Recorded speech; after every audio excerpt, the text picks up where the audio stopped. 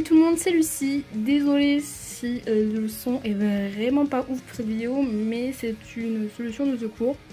Alors je sais pas si vous avez vu la nouveauté, donc j'ai nommé l'avertissement en début de vidéo, donc vous l'aurez à chaque début de critique maintenant. Tout simplement pour rappeler que je ne suis pas du tout objectif et que j'apprécie les petites animés de 12 épisodes, même si l'animation n'est pas folle et que l'histoire est vue et revue, tout simplement parce que c'est juste pas prise de tête. Parce qu'en fait je vous dis ça parce que j'ai l'impression que certaines personnes oublient de respecter l'avis des gens, surtout sur ce genre de sujets qui sont totalement frivoles. Donc je comprends qu'on soit pas d'accord avec moi, mais quand je regarde ce genre d'animé, je ne regarde pas pour les gros classiques, donc ce n'est pas du tout comparable à Bleach, Naruto, Demon Slayer ou encore plein d'autres.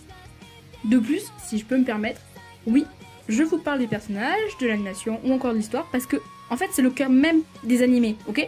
Donc sans mon perso, un animé en devient vraiment très chiant, sans bonne histoire, bah tu regardes juste pas, et avec une animation dégueulasse, bah, franchement ça fait super mal aux yeux.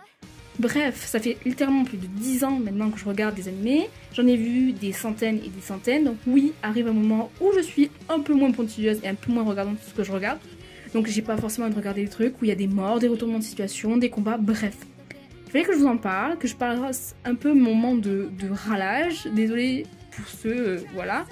Donc aujourd'hui on se retrouve pour la critique de The Reason Why Rania Ended Up at the Duke's Mansion. Désolé pour mon magnifique accent qui est disponible sur Crunchyroll.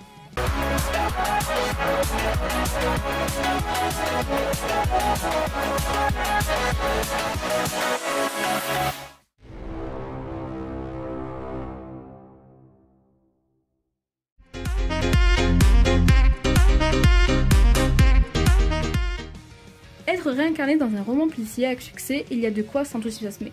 Sauf lorsqu'au lieu de tenir le rôle de l'enquêtrice, on adopte plutôt celui de la victime. Pas question d'attendre les bras croisés, de se faire assassiner par son fiancé. Pour rester en vie, il va falloir puiser.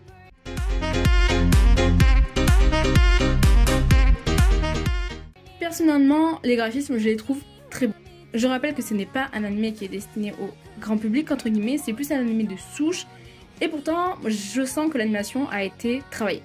Certes, aujourd'hui, les outils sont beaucoup plus pratiques et donc plus faciles à travailler, mais parfois, on va pas se mentir que l'animation est faite avec le cul. Donc, l'animation est bien travaillée, on ressent bien les émotions et les ambiances des scènes. Par contre, oui, il y a des scènes qui sont plus travaillées que d'autres, mais bon, c'est comme partout, c'est comme dans Demon Slayer, c'est comme dans One Piece. Bref, et je tiens à souligner que j'adore les yeux de Raliana.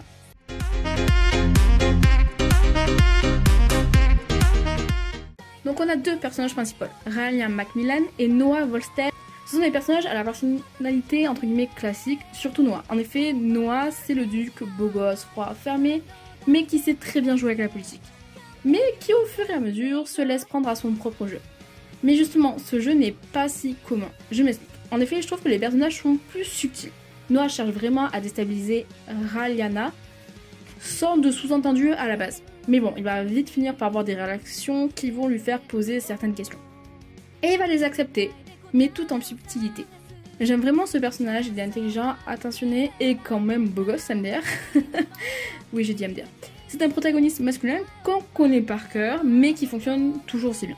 Ensuite, nous avons Raliana, et c'est peut-être pour une fois une héroïne qui me semble assez réaliste, à laquelle on peut s'identifier facilement. Elle arrive dans un monde fictif, comme nous avons beaucoup trop l'habitude, et évidemment, ce n'est pas la protagoniste. Mais ce n'est pas la méchante pour autant. C'est normal qu'elle utilise ses connaissances pour ne pas mourir, on aurait tous fait pareil. Mais ce n'est pas pour autant qu'elle en oublie la trame de l'histoire de son livre. Son objectif, c'est de trouver la protagoniste de l'histoire. Bien évidemment, c'est pas chose simple vu la trame de l'histoire qui a changé. Elle est pleine de questions, pleine de réflexions, mais ce n'est pas non plus un petit lapin sans défense. Tu la cherches, tu la trouves.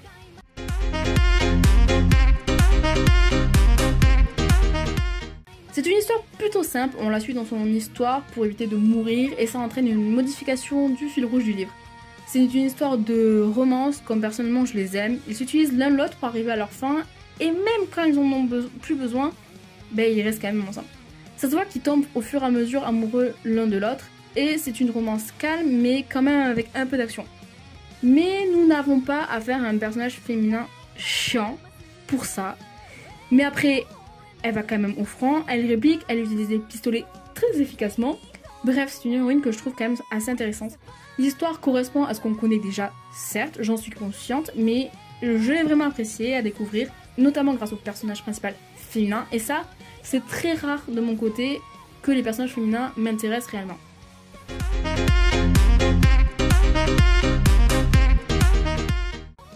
En fin de compte, j'ai réellement apprécié le couple et son développement à travers les différents événements. Bien évidemment, ça annonce une saison 2, mais ce ne serait pas le premier animé court qui ne voit jamais de suite arriver. Et pourtant, je serais vraiment très curieuse pour celui-ci, surtout pour savoir pourquoi la protagoniste du livre, Béatrice, souhaite finalement la mort de notre personnage principal. Mais sûrement, pour avoir la raison, il faudrait que je joue au jeu. Mais bon, ce n'est pas toujours chose facile à faire, notamment parce que c'est rarement traduit. Bon, j'espère que cette vidéo vous aura plu, n'hésitez pas à me donner votre avis sur cet animé tout en respectant le mien, mais je conçois qu'il ne plaise pas à tout le monde. Likez et abonnez-vous pour en voir plus, et moi je vous dis à la semaine prochaine pour une nouvelle vidéo.